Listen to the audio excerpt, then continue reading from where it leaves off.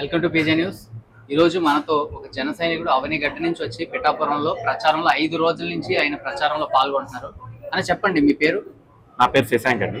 శశాంక్ గారు, ఎక్కడి నుంచి వచ్చారు మీరు? మేము అవనిగడ్డ నియోజకవర్గం నాగలక్ మండలం నుంచి వచ్చామండి. నాగలక్ మండలం అంటే ఇక్కడ 5 రోజుల నుంచి ఎండను సైతం లెక్క చేయకుండా పవన్ కళ్యాణ్ గారి కోసం ప్రచారంలో తిరుగుతున్నారు. ఇంటింటికి తిరిగి గాజు గ్లాస్ గురించి ప్రచారం చేస్తారు. అవునండి. ఎందుకు అంత అభిమానం పవన్ కళ్యాణ్ గారు అంటే? పవన్ కళ్యాణ్ గారు ప్రవేశపెట్టిన మేనిఫెస్టో కానీ పవన్ కళ్యాణ్ గారు చెప్పేటువంటి తన యొక్క నేను ఇలాంటి ఒక ప్రభుత్వాన్ని నడుపుతానని చెప్పేసి ఆశయాలు కానీ తన ఆశయాలు నాకు కొంచెం విభిన్నంగా అనిపించిందండి. తగిన మిగతా వాళ్ళ గవర్నమెంట్ తో చూసుకుంటే కనుక కొంచెం అట్రాక్టివ్ అనిపించిందండి. ప్లస్ మోర్ ఓవర్ డెవలప్మెంట్ కానీ తన యొక్క కృషి తను పడుతున్న కృషి కానీ నాకు కొంచెం ఇంప్రెసివ్ అనిపించింది. అది ఒకటిగా నాకు కొంచెం ఆదర్శవంతంగా అనిపించిందండి.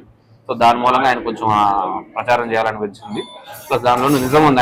ఆయన చెప్పిన దాంట్లో ప్రతి ఒక్క దాంట్లో నిజం ఉందండి. దాని మూలంగా ఆయన ప్రచారం చేయాలనిపిస్తుంది. గ్రౌండ్ లెవెల్లో ఆయన్ని తిరుగుతుంటే ఆయనకున్న క్రేజ్ కానీ ఆయనకున్న పాపులారిటీ కానీ చూస్తుంటే ఖచ్చితంగా ఇక్కడ ఒక 70 నుంచి 80,000 మెజారిటీతో ఆయన గెలిచే అవకాశం ఉందండి. అంటే ఇక్కడ మనకి ఎలక్షన్ బ్యాలెట్ బాక్స్ నెంబర్లు కూడా వచ్చేసినాయి. మనకి ఇంకా ప్రచారం చేయాల్సింది కూడా ఇంకా 11 రోజులు మాత్రమే ఉంది. అవునండి.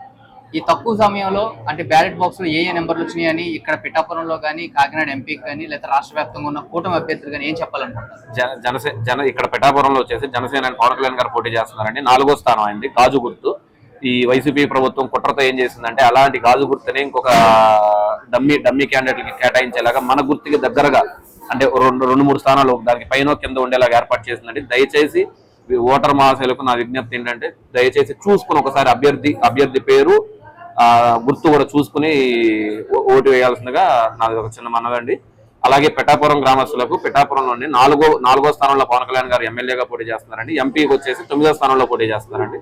దయచేసి కొంచెం ఆ గుర్తులు కొంచెం చూసుకుని వివరంగా ఓటింగ్ చేయమని ఓటర్లకు నా మనవండి. మన ప్రస్తుత రాజకీయాలు చూసుకుంటే జగన్మోహన్ రెడ్డి గారు పబ్లిక్ మీటింగ్లు పెట్టి వ్యక్తిగత విషయాలు మాట్లాడుతూ ఉంటారు. పవన్ కళ్యాణ్ గారు పెళ్లిళ్ళు అని, ప్యాకేజ్ అని, దత్తపుత్రుడని. అంటే పవన్ కళ్యాణ్ గారు విమర్శించేదేమో పబ్లిక్ పాలసీల గురించి, ఇది అక్కడ అవినీతి జరుగుతుందని చెప్తారు. అంటే ఎలా చూస్తారు జగన్మోహన్ రెడ్డి గారు ఇచ్చే ఆన్సర్?